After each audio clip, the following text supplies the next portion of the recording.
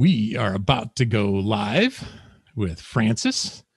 Francis is co-author of a book entitled Unleashed, The Unapologetic Leader's Guide to Empowering the People Around Us. This is a pre-release version, so I don't know if the cover is going to look any different, but it's a really good, it's a good book that looks at some things I think typical leadership books don't necessarily consider. And we'll talk about that in the interview. And I wanted to live stream this today just to give you a sense of, I mean, the edited version certainly tries to capture the essence of what's going on, but there's some fun interactions that happen sometimes on the unedited version. So Francis does not disappoint by showing up early to the interview. So I'm going to go ahead and bring her in here.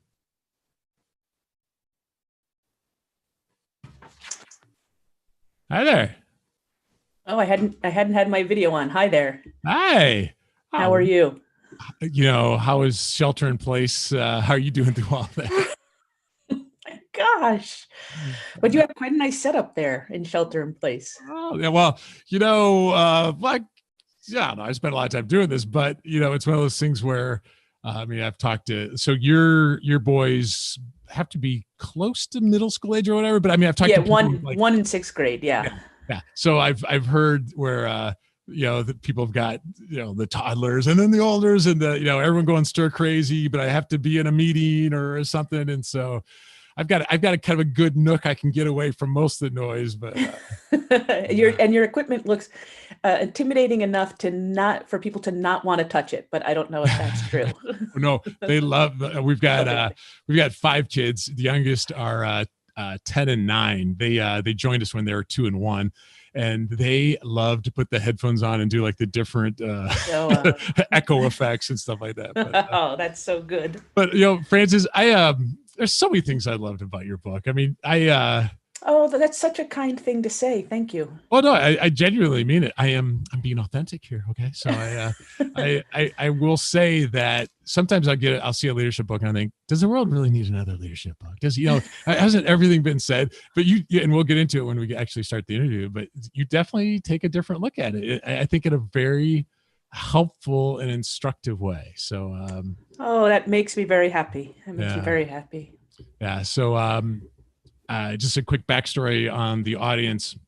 It's a global audience. Most of them English as their first language, though not exclusively, which is kind of fun. And they tend to be people responsible for leading teams and delivering projects. So many of them have the title of project manager or some related to that, though not exclusively. Not many that are necessarily business owners or the CEO, more middle management and frontline management. But I think there are so many things from this book that can be applied to their jobs. So I look forward to you helping me to excavate that. Yeah. I like that. Let's do some excavating. So I'm gonna test levels here. Do you have a favorite? This is like a bizarre question. Poem or leadership maxim or something from Val Max, like a favorite quote from Val Max or a favorite leadership quote or something, whether it's from you or one of your colleagues, or that's a very open-ended question, but I can check the levels at that point. It's a totally open-ended question. How about now? Okay. How about now? Actually, that comes out in the book a couple times. Right? Yeah, that's what we wanted to call the book. Yeah. And then the HBR is better at titling books than we are. Well, yeah, better at picking graphics, but we wanted how about now? Yeah, they've got a pretty good track record. So I really like prose. Yeah, and I'm very grateful to be in the presence of prose. Yes, absolutely. Yep. So you can be absent when they do their thing, maybe. I am being led. Yeah, exactly. Yeah. Okay, that's good. All right. Well, that looks good. Any questions before we get going? Just any advice do you have for me to set me up for success here? You know, by far the best guests are the ones who are the most authentic, and I don't think that'll be a problem based on your writing. So I think I will say that we don't have a time limit that we say we strictly stay within. So feel free to elaborate as much or as little as you want. So that's totally up to you. Okay. Okay. And I'll probably ask some follow-up questions based on what you say, but and the video is not going live. This is just for us to see each other, right? That's right. Exactly. So I'm just going to talk into the microphone. Exactly. Yep. And if we find like a 60 to 90-second segment, we might use for promoting stuff. So if you think you're going to say something even extraordinarily profound, like you're welcome. But just do whatever you feel comfortable with. Right. Okay. All right. Awesome. Great. We're talking with Frances today about her new book, Unleashed, the unapologetic. Oh man. I ought to be able to say this better here. It's our fault, not yours. No. Okay. We're talking to Frances today about her new book, Unleashed, the unapologetic leader's guide to empowering everyone around you. Frances, thank you for joining us on the People and Projects podcast. Oh, I'm so thrilled to be here. Thank you. We'll talk about ideas in the book, but I'd actually like to start with you. You talk in the book about the importance of organizational culture for sure, but I'd love to learn how the backstory of people leads to who they are today. So this is a bizarre question, but can you think of any examples from your family culture growing up that shaped how you look at leadership, either in small ways or maybe in big ways, and how you lead today? That is an out of the blue question. So this is me filling time as I'm thinking of the answer. Okay, I have one. When I was young, I'm the youngest of 6 kids, and my mom was 25 when she had me. So, and we didn't live in a big house, so we went on a lot of walks. On the walks that I was most interested in, and these happened every day, I was asked increasingly difficult problems by my mother's best friend. So she would join us on the walk. And that really cultivated my love of math. It really cultivated my love of learning. And it made me realize I like hard problems, because every day I'd want a harder one, not an easier one. Yeah, that is cool. And it's so different from like the bubble wrap culture today of like, I'll do your math problems for you. Now you're criticizing me as a parent. Well, no. Trust me. Yeah. Yeah. No, but I think that's a really interesting thing. Like, I think it's only fair if I answer the question. I feel like, my dad was a bricklayer, so he wasn't some corporate executive or, lawyer or something like that. But he taught me about the value of relationships. Like, he never met a stranger, so to speak. He'd always be reaching out and introducing himself to people and asking them questions. And I'm probably interviewing you today because I watched him interview people, not litigate them, but just like ask questions. And so I think it's interesting how those things shape us, right? That reframes for me, he's never met a stranger. I didn't quite ever understand what that meant, but that's a beautiful description of it. Yeah. And the older he gets and the older I get, the more I want to be him, quite frankly. So that's kind of cool. It's wonderful. There are a lot of books out there, leadership books in particular, that's kind of along the lines of like, okay, here's what I did. I'm a great leader. Be like me. So how does Unleashed aim to be different than a lot of the leadership books currently on the shelves? Yeah, so its orientation is that it has very little to do with the leader. Mm-hmm. So that's the first thing. It has to do, in the title Unleashed, it's about how do you unleash greatness in other people. Right. And we give you the tools to do it, but the tools, once the tool gets applied to you, it gets applied very idiosyncratically to you. It gets customized to you. So I, in general, think any advice that is be like me, I usually will say it's terrible unless you're around someone who is just like you. Right. But if you're around people that are just like you, you're probably underperforming for other reasons. So I'm just going to go with my first instinct. It's terrible advice. Yeah. It makes so many assumptions, because sometimes you take that same leader and put them in a different context and they're not that same great leader necessarily. Yeah. It's because of who's around them. And I think that's kind of the premise of the book in so many ways, right? Yeah. You've got a pretty practical definition of leadership that reinforces this notion that it's not about us as leaders. So in your work, how do you define leadership, and why is both the presence and the absence part of it so important? Yeah, and I think this is really important. And the book co-authored Ann Morris and I wrote it. But so leadership is about making other people better. Yeah. First, as a result of our presence, but importantly, that lasts into our absence. So it's okay in the beginning for you to be reliant on me if I'm the leader. But the real test is, how do you do when I'm gone? Now, it could be when I'm gone, I've moved on from the job. It could be when I've gone because I've gone home for the evening, or I've taken a vacation. Or you're sheltered in place. Or I'm sheltered in place. Or it could be that my team is getting bigger and bigger, and I just can't be in every room all of the time. Yeah. So it's totally fine to be required for great leadership, but it's the absence. It's like, how do you get people to behave as you needed them to behave in your absence? That's where great leadership occurs. It's one of the last chapters, because that's where the absence part is. But remember that chart you have where it's like, right, this is how things should go while you're there, the presence, and then you leave. And does it go like this, and like that? And that is so, to me, provocative? It is provocative, because of course we don't know necessarily until we look back at maybe places we've left, or teams that we've left, or projects that we've left. But that's just one of many kind of provocative quote. In fact, there was a chart similar to that right at the beginning of the book that was kind of like, as people's performance over time, is it getting better? Right? It's really the same sort of other thing. people's performance. People's performance, right? Yeah. No, it's so the book is very practical, but it's also like unforgiving in the like if things get worse in your absence, you weren't a good leader, and we will say that you were many other things, but not a great leader. Actually, you didn't use a line that's something along the lines of, by the way, if this exercise makes you uncomfortable, you're doing it right. You're doing it right. I thought that's great. That was good. Yeah. So let's say a leader's listening to us, because I'm totally capable of doing this. And they go, yeah, I know some people who are all about them. I know some people who need to read this book, Francis. You know what I'm saying? It's like, they see this as a problem that other people have, because I don't know how many people actually go around thinking, oh wow, thanks for letting me know this is all about me. I am kind of like that. So I certainly lack self-awareness in so many different ways. So what are some signs that it might be all about me? That's such a fun question, and I think we have a top 10 list in the book for it. Yeah. But let me just try to conjure up some thoughts. So one of them is, if I care what other people think about me, but I care about very little else of what they think. Right. So you're interesting to me insofar as I know what you're thinking about me. Yeah.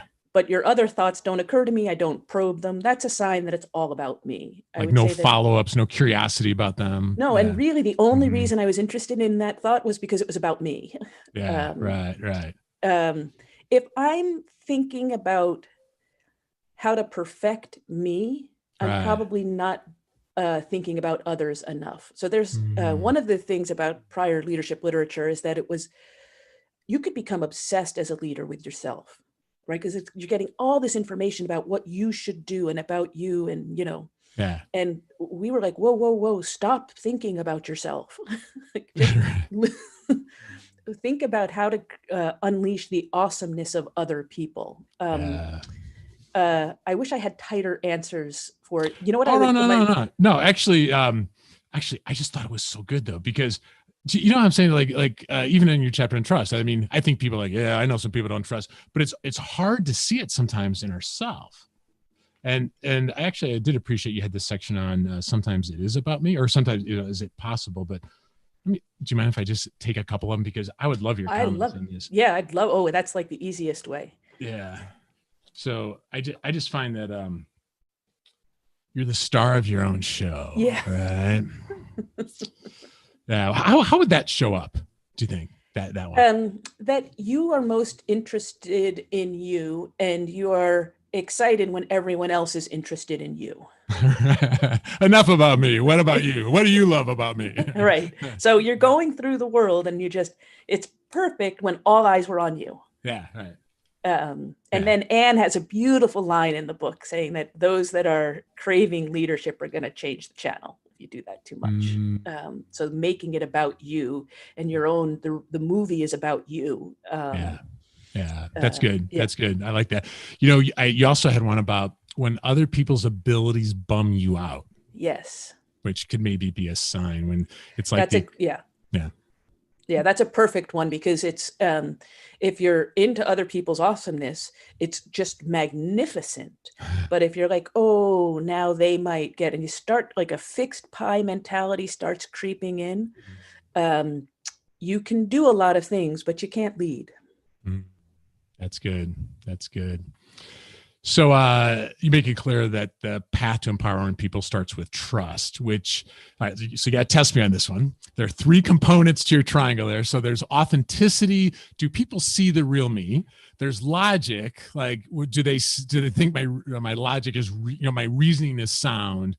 And then there's empathy, which is, do I care about people? And is it clear that I have their best intentions in mind? So I got the 3 right. You got them right. Okay. So let's take that pedagogical sanding and put a fresh coat of insight on that. I love that phrase you got in the book. So tell us about your idea of wobbling and anchors and how that can help us develop more trust. Yeah. And so if we're right, that trust is the foundation that all human progress can be made on top of, we all want to be able to build more trust tomorrow than we can today.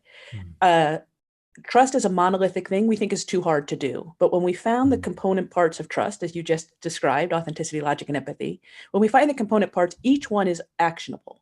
So to figure out what action any individual that's listening, any individual can take, the test we do is we say, think of a moment when you didn't engender as much trust as you wanted.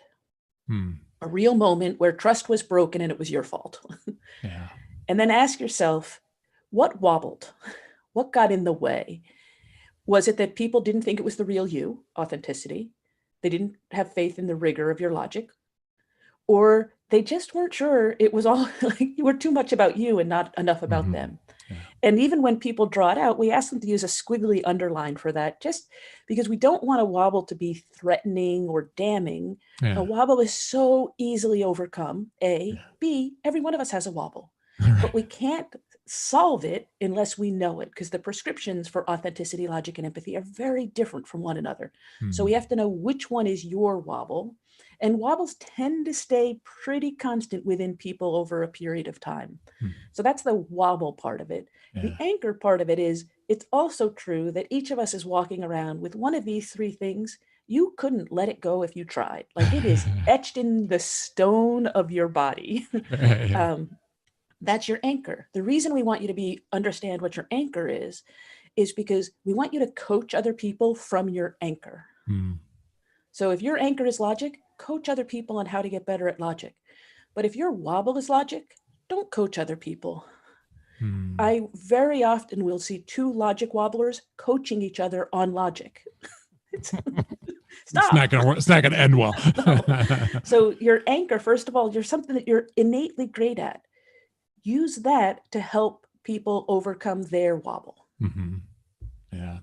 And if you know enough about your team, you can recognize they are a logic anchor. And so it's a little bit like play to their strengths sort of thing as well. That's exactly right. That's exactly right. So it not only helps us with the self-awareness, but it helps us kind of compensate that for surrounding ourselves with people who have different wobbles, so to speak. And I'm a very big believer in, once you do this, do it with your team and let them do the self-diagnosis. I think the self-diagnosis is really powerful. And then it's usually about 8 out of 10 people are right. And so there's a way to make sure to zone in on if you're right. But I think that when the conversation, when everyone realizes they have a wobble, we're not as like bummed out about people's wobbles. We realize, oh, I have one too. Right. Yeah. And then we coach each other to get better. Right. I like it. I'd like to drill in on the authenticity component because it's distinctly different from your chapters on inclusion and culture, but I think there's some relationship here. For all the progress we've made on tolerance, I feel like this notion of the cancel culture is alive and well, which can cause people to be quiet, which then impacts authenticity. So let's say a listener has maybe some genuine beliefs or values or perspectives that they're pretty sure are not fully aligned with, let's say their boss, okay? And they're concerned that they speak up, they're not going to be taken seriously, or maybe even worse, they'll be discounted or, punished in some sort of way. And so you make it clear in the book, when that happens, we all lose. Your friend and colleague, Amy Edmondson, joined us a while back, talked about this. Everyone loses, right? I mean, so when psychological safety is not there. So here's the thing though. I'd love for you to address both sides of this, because first of all, what advice would you give to the person who feels like they can't speak up? Because I think your book has some empowering in that regard. But how about the other side of the table? Because those listening right now, they have people like this on their team. They just don't know it. Yeah, that's great. It's wonderful to have the two sides to fully get at it. So I'll do the side that for the people that have people on their team that aren't speaking. So authenticity, like if we want to bring out the authenticity people, for people who are just like me, their authenticity is probably flowing. It's very rarely a problem. It almost always comes across differences. So you can pretty much assume that authenticity, like it's going to be hard for people to bring forward their full selves when they're feeling different. Right. In your words, they don't belong. Would that be? Yeah, for some reason, or like, I'm in a room full of men and there's one woman. Right. Who's going to be the one that's most likely? Like it's, right, exactly. Yeah. So it typically happens in periods of difference, in instances of difference. And so what I would say to people is that when you feel comfortable, then your job is to look out for other people and do small things to bring out their authenticity. But if you're not feeling comfortable, it's not your job. That's interesting. So the subtle thing that happens here is that usually, like if there are very few Black employees, it's mostly white employees, but very few Black employees. If race is an issue, we often go to the Black employees and say, help us with race. No. We should go to the employees that are comfortable with race and ask them to set the conditions for everyone else. When you're comfortable, that's when you should reach your arms out. So race isn't a African-American problem. Gender isn't a woman's problem. Every form of difference should be solved by the people that are feeling most comfortable. I think it's counterintuitive. I think that's good. But every one of us is now on both sides of the table. Excuse me. Every one of us is the person who, for given an issue, I'm either feeling silenced or I'm totally comfortable and I have to put my antenna up to see what are the small things I can do to make sure not just that people speak, but that they speak to their authentic self. So that's that side of the table. It's now let's say that I'm feeling particularly silenced on something. First of all, I want to just acknowledge that it's lonely and it's scary. And then I want to do it anyway. And then I want to be able to talk to someone right after I did it so that I could have a witness. It's best if I have a witness in the room so I can just make that eye contact of strength. But if not, I need a frictionless transaction to talk to somebody before and after. But it takes courage to do it. And then I would start with little bits. And here's the first thing we want to do is find our voice. And this is we did this a lot with class participation at HBS. So here are the 3 stages you can do. One is you can answer a question, like a factual answer to a question, right? That's one way to have your voice. And so imagine that the leader asks something, what day are we doing this? Tuesday. Anyone could have said Tuesday. You be the one who says Tuesday. You found your voice. All right. But that's like the least interesting, but that helps you find your voice. Then the next key is don't respond to anything the leader says. Respond to something someone else in the room said. Build on what someone else in the room said. So as Paul was saying, there are 2 choices. I err towards this one. So that I built on someone, hopefully by name, that actually that brings everyone in, including you. So that's the second layer. And then of course, you're done. The third layer when people are building on you. But if you build on people first, you're looking at every comment and you're like, I could build on that. I could build on that. I can't build on that one. So then when I think I want to make comments that can be built on, I already know that doesn't work. That doesn't work. Oh, that works. I like that. That's brilliant. I think that's really practical too. for an academic, you're massively practical. How do you work that out? So Alex, I am massively practical, regardless of what I would be doing. I would be massively practical. I don't doubt that. I wonder, as I just reflect of early in my leadership career, I wonder if there are times where I assumed I had to be quiet, where really I could have spoken up and it could have been allowed, So I wonder how much of this, I mean, I think it's real. I'm not doubting that it's real, that there's not psychological safety in situations like that culturally, but I'm just wondering how much of that is also self-inflicted at times. And so I like how you're saying of like, if we can take some baby steps towards that, of not, you don't have to go in there and like, this is what I believe, deal with it, sucker. It's not. Yeah. It's not, No. Yeah. Just do this. I find that there's like a portfolio of comments you should be making. And I find it works to do 1, 2, and 3. Yeah. And this, own the room. Like, I don't know what that means. Right. It sounds good, but what does that mean? Yeah, that's good. Now you got a chapter on love, which is just packed with all kinds of ideas to get better at empowering teams, but it's also kind of a word that means different things to different people. So what do you mean when you talk about love in the context of leadership? And what's one practical thing that you find most leaders could do related to love that could help us empower the people around us? Yeah. So, and the way we think about love is that once I have a foundation of trust, my job is how can I bring out the best in one other person? And then when we get to inclusion, it's how can I bring out the best in more and more varied people? But love, it's really like for one other person, for each other person, how can I set the conditions for them to thrive?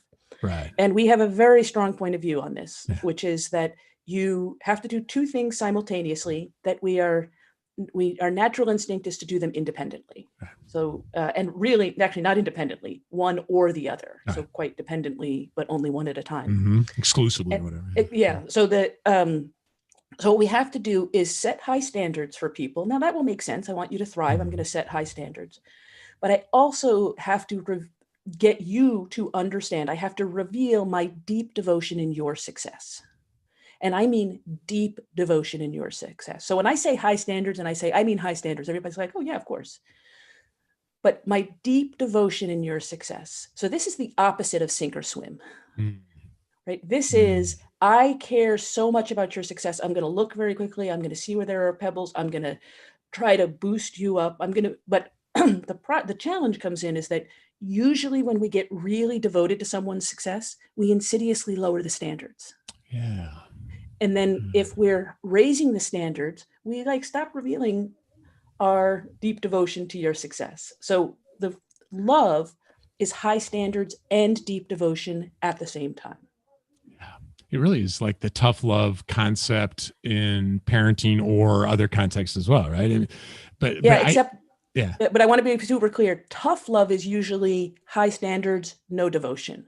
So it's So I want to I don't want the listeners to take that. It's high standards simultaneous with deep devotion. So I'm not the people out there that set high standards with low devotion. I am not letting you off the hook. Right. And what some people may think of love at work, which would be high devotion and low standards. Yeah, like you said. You will become infuriated with yourself, and it will cause you to go to high standards, low devotion.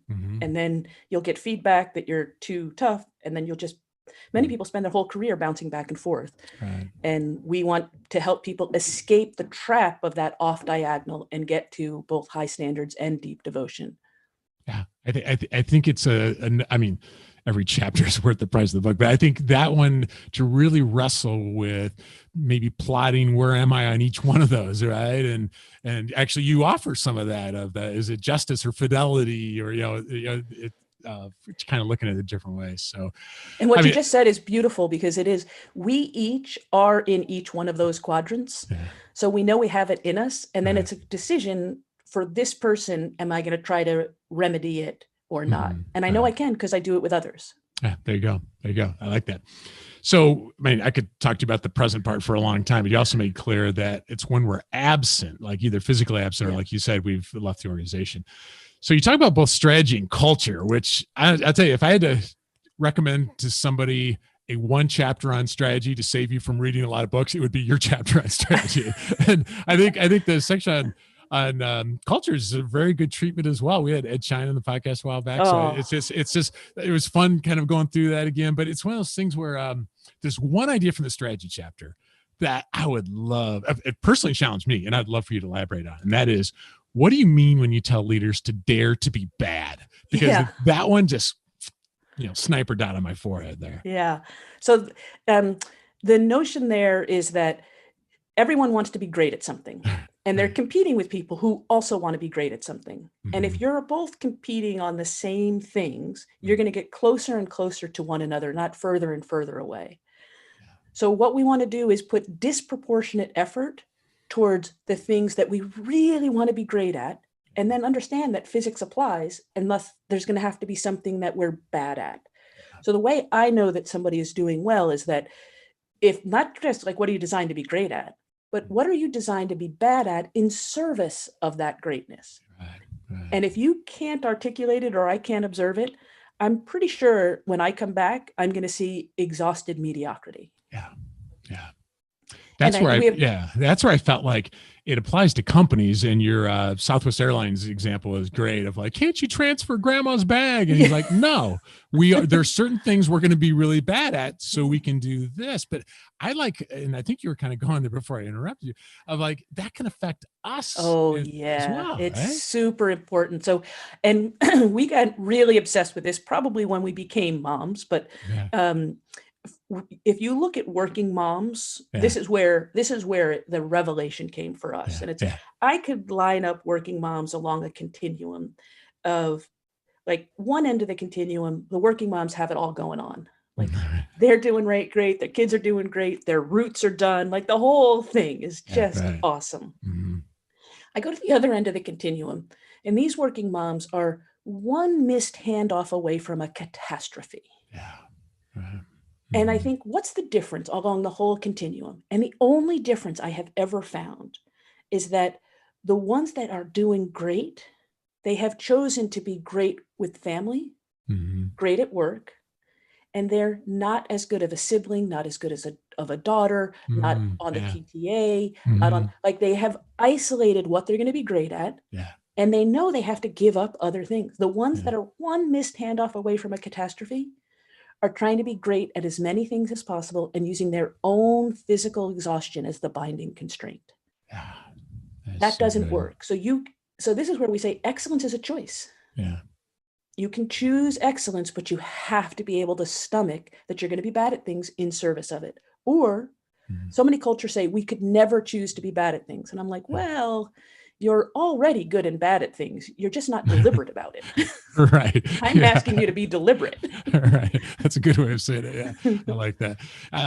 You're not on Twitter. So I'm, or at least I couldn't find you. I'm not on Twitter. I assumed that was a conscious decision. I'm going to be bad at that. And much to the chagrin of everyone who wants this book to be sold. Well, I'm sure, but still. Yeah. But I can't, I am not good at multitasking, and I'm not good with distraction. So for me to focus, I have to not do all of these other things. Right. And I'm super comfortable. Like, I'll tell you something else. I don't have meals with people other than my family. Yeah, right. Because I can't if I do that, the rest of my life will unravel. Yeah, so, yeah. There's you get what you tolerate, right? And so a lot of times people are saying yes, but they're getting what they're tolerating. And an author named Eric Barker told us during an interview, he goes, the world will not draw a line. The world won't draw a line, because you could do more dinners, right? You could do more coffees. Yeah. Like you said, your publisher, HBO would love for you to do more and more of all that stuff. But I love the cost is excellence. Right. Cost is excellence. Yes. And I refuse to pay that cost. I hope people catch this one idea at least, and thankfully they have to get pretty far into the book to get it too, so they're going to get the benefits of the other parts as well. But I think it's one of those things that, Sarah Robb O'Hagan told us a while back. She's her book Extreme You. She goes, "Go out and suck at something." That was one of her lines. But what she meant was go out and experiment in lots of different things. I feel like when you say go out and be bad at stuff, it's like, no, we're not doing this to experiment. We're doing this to get it off our plate, so we can focus and be excellent on this other stuff, right? It's fundamentally different. And the way, so Working Moms was one. And then the other one was listening to Steve Jobs talk about the MacBook Air. This is also, the MacBook Air was coming out right when we were starting to think about this. And he was super excited about the MacBook Air. And he was like, look, we're making the lightest laptop on the market. We have the best designers in the world. Because it's the lightest laptop, it is going to be best in class at that. It's going to be worst in class at physical features. We could have, at the time, I believe, internal CD-ROM. I think that's how far back we're going. He said we could be best in class at physical features, but then we'd be worst in class at weight. So we could choose to be average. He's like, we chose excellence. And for Steve, it was like so clear in his mind. If you want excellence, it has trade-offs. Now, for things that drop on your foot, we can usually, we get that. It's the things that you can't drop on your foot that we start to think that we can defy physics. And I guess physics applies even if you can't drop it on your foot. Yeah, right. Yeah, that's good. There's just a lot to think there. I'm at my worst when I'm trying to cover every base. And I felt empowered even as a parent of what, like the example you give is the PTA is kind of like where the line goes in. Yeah, but that is like that is just a global line. Yeah. And I'm sure there'll be people listening to us that are like, well, I apologize. Right, exactly. But still, but it is the unapologetic leader's guide. Yes. And so there's at a point where we have to stop apologizing for decisions. That's actually really a nice intervention on me. Thank you. Yeah. I just feel like it's I don't know. I could talk to you all day about this, Frances, but one last question is, you're in the process of nurturing future leaders with your sons. So can you think of any ideas from this book that a parent could apply? Oh, yeah. So if we go back to love and the high standards and deep devotion, both Anne and I are on the deep devotion side of things. So we're deep devotion, low standards as a default. And we were stuck there. And it was pretty clear our boys weren't thriving with the love but low standards. We didn't have a way out until we heard something that Carol Dweck said. And Carol Dweck is a famous child psychologist at Stanford. And she said, I'm going to use her original language. It's dated. I think she would change the gender pronouns, but she said, look, there are two ways to parent and only one of them is the right way. Totally had my attention. She said, you can either prepare the path for the boy, or you can prepare the boy for the path. And it just went off in me. I had been preparing every real and imagined path. I was a weed whacker. Yeah, right. For sure. Yeah. And then from that moment, I was like, oh, my job is to prepare the boy for any path, whether I'm present or absent. Yeah. So that was one that I think if you're a parent that like us is prone to super devotion and you have a problem with the standards, let's prepare our children for the path.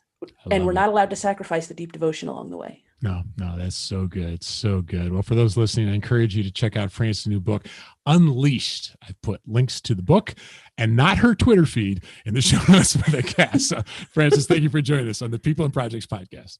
It was such a deep pleasure. Thank you. That's a wrap.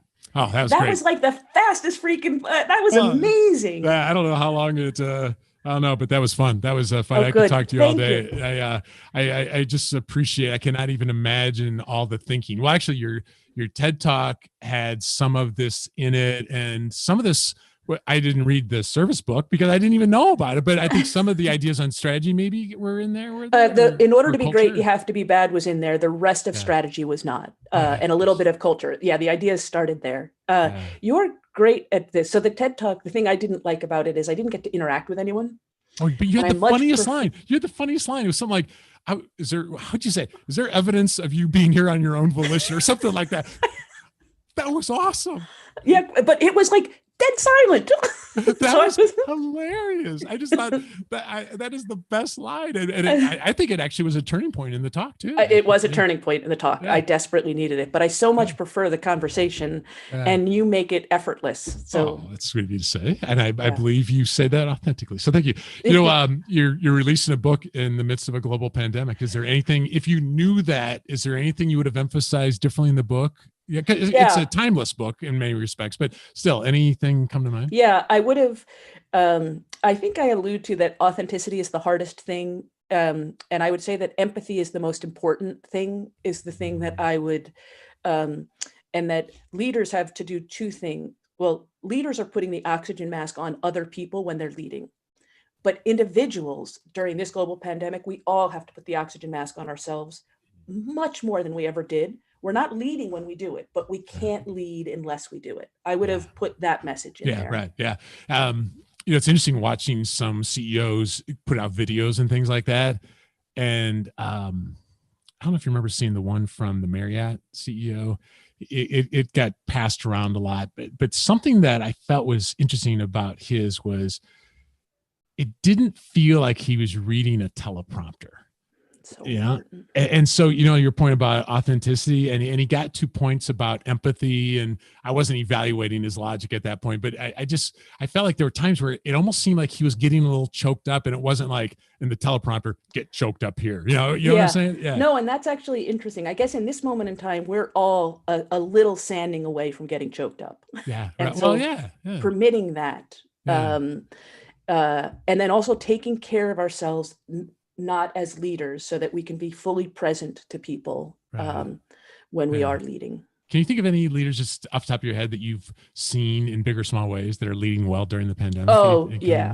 Satya Nadella, Microsoft's, I mean, killing it, really killing it. And as is Kathleen Hogan, his chief human resource officer.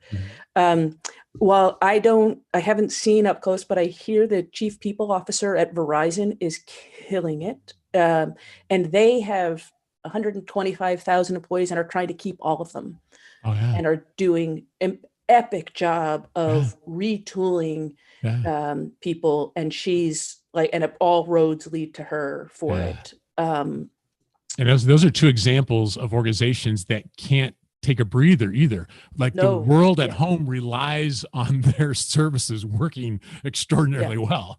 Yeah. And I guess the third one I would say is Lexi Reese at Gusto. She's the chief operating officer at Gusto. It's a startup, but growing. I use them for my payroll. Okay. I love Gusto. So they're in touch with every single company. If all of their clients are affected by the crisis, every single one of them. She is such a strong leader and so compassionate, so logical, and she's been working on getting the money to people. So I'd say that in this crisis, she has found her calling. Isn't that cool? And she's not just her company, but all of the small businesses that she serves. So I'd say that she's the third one. Yeah, that's great. It's fun to hear your perspective. It's actually fun to talk to somebody who doesn't just write about it, but the difference you made at HBS in a year. The way I feel like you handled the Uber stuff. I mean, you acknowledged the problems, but also the progress, but not arrived. And it's a weird world for WeWork now too. I mean, there's like some really interesting situations of how 6 months ago things were different than they are now. I don't know. I just love how you have been on the front lines doing that stuff. Your passion, Francis, is clear. So thank you for putting it in the book and for your generosity in today's discussion. Oh, and your generosity is there. If I can ever be helpful to you, I don't know what it would be, but I would be delighted to. What you do, you reach so many, and I love that you're not going after the C-suite. I love that you're going after the people that are doing the work. Yeah. Well, I'd invite you to lunch when I'm in town, but I won't do it because I know that. All right. Hey, thank you, Francis. I appreciate total it. pleasure. Okay. Bye. Oh, that was fun. I hope you found that helpful. It's one of those things where, there are a lot of people who put together books that end up being kind of academic, that are a lot less practical. And I think if you read this book, you'll find it gives plenty of actionable insights on how to focus on other people. So thanks for joining this behind the scenes take.